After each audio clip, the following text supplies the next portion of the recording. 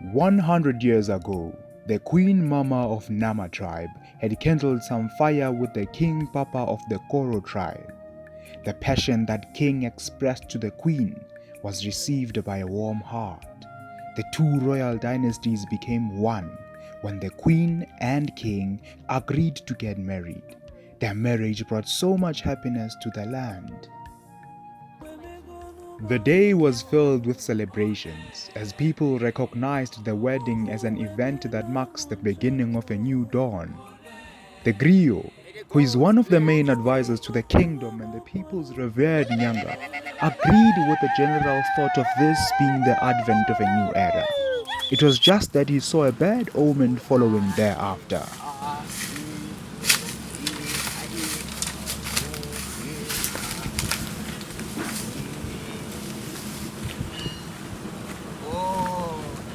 Of our time, the gods of our ancestors. Hey, hey, hey! Hey, talk to me. Oh, mnandalama. Mashone manube.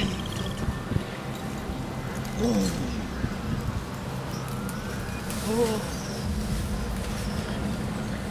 I see darkness covering all the land of our gods. I see white coming to be a distraction to the land. I need to go and tell the king.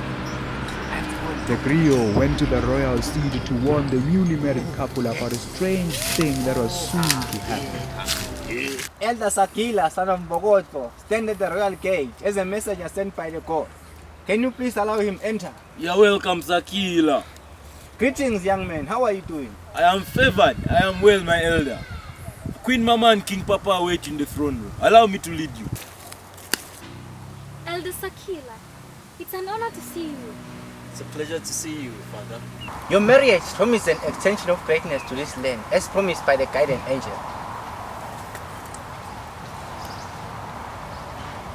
The plans that you have laid are going to be distracted by men from a foreign land who come to this dynasty. They come with them with traditions that are enemies to our own. They have a smooth tongue that will lure you to follow their promises.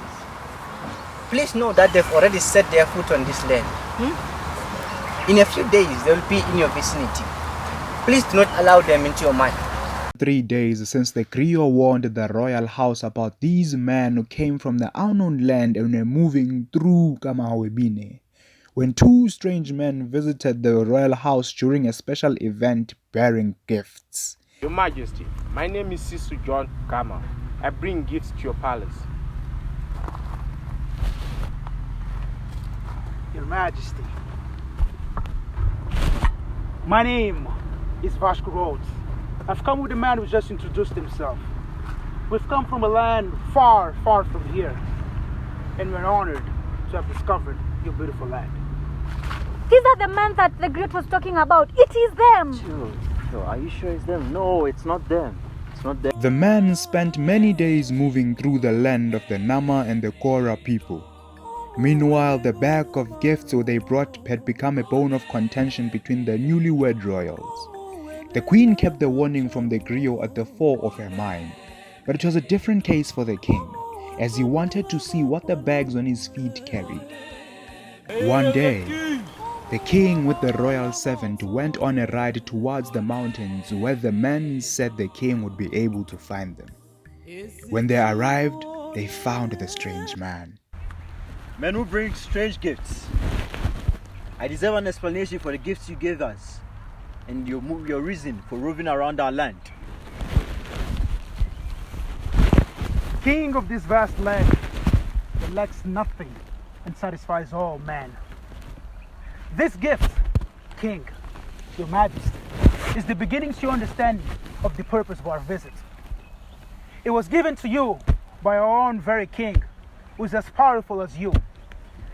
But before you receive this gift, Your Majesty, I should ask you, why do you allow your wife to rule over you? What do you mean by the word allow? She's my partner on the throne, not a subject. Yes, Your Majesty. That statement is indeed true. In Utopia, we men were created to rule over all living beings, starting with women. They don't have this mental capacity that we have. They don't have the strong muscles to rule over this vast land. I don't like your tone.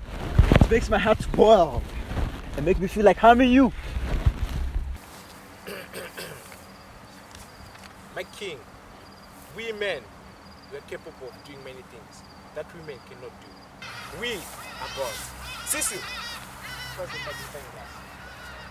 Look at the leaf.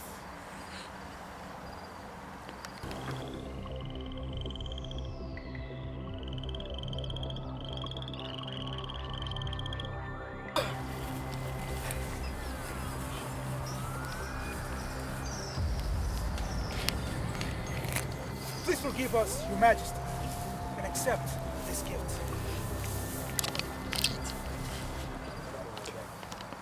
The king had sleepless nights after the conversation he had with the strange man.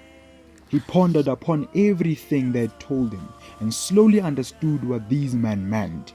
He believed that the strangers were telling the truth and that he, with iron muscles, was deserving of higher authority. Is everything okay? Woman, I don't know why I put up with your nonsense for so long a time. How can you question a full-grown man like me? What is this? You sound like... Did you accept the gifts?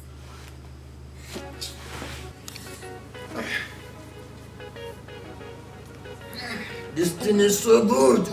It's so good.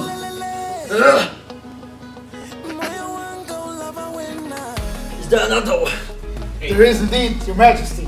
You have another one, king. Cecil, give it to me. The queen's position was under threat, which made the queen a servant to the new royal advisors. On the day the griot arrived at the royal home, the king and his friends seemed to be in celebration and had intoxicated themselves with alcohol, an unsightly thing in the kingdom. King, is that the man who's been talking against us? Yes, that's our number one enemy. Get out of here, man. Shit. Sagila. Sorry, Sagila. The griot was sadly arrested and condemned to death. Sagila, I'm sorry, Sagila.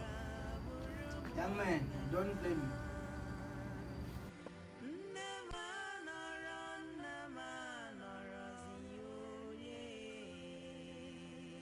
Long live your majesty. Life well lived and lives forever. Yet the current state of this kingdom does not say same of mine.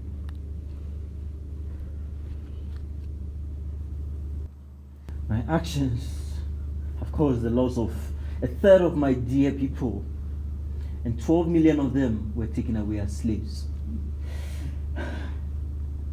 And now, my dearest one fled away from my iron muscles. And you are here, giving me a live forever wish. My only wish is to die.